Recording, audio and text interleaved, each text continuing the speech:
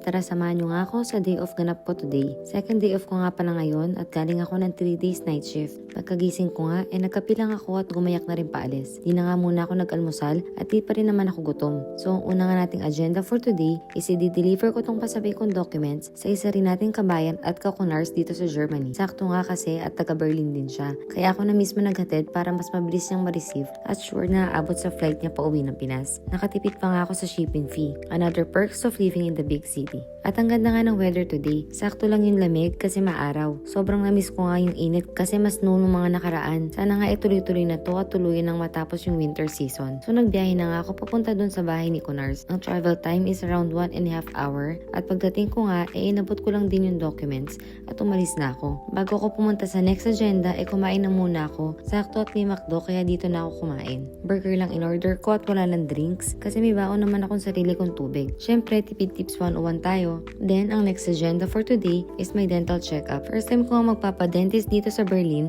Buti nga at may nakuha agad akong schedule at malapit lang sa bahay. After nga ng check-up, dumiretso na ako sa drugstore para bumili ng panlaba at ibang toiletries. Dito ako nabili sa drugstore, parang Watson siya sa atin sa Pinas. Kasi minsan sa mga grocery store, hindi sila kompleto ng mga sabon panlaba. Like, onti lang yung mga choices. At first time ko nga din itatry itong laundry perfume beads. Kaya todo amoy ako sa mga available na scents kung ano yung pinakamabango. Bumili na nga din ako ng ibang items na kailangan ko. After niyan, diretso na ako sa supermarket na katabi.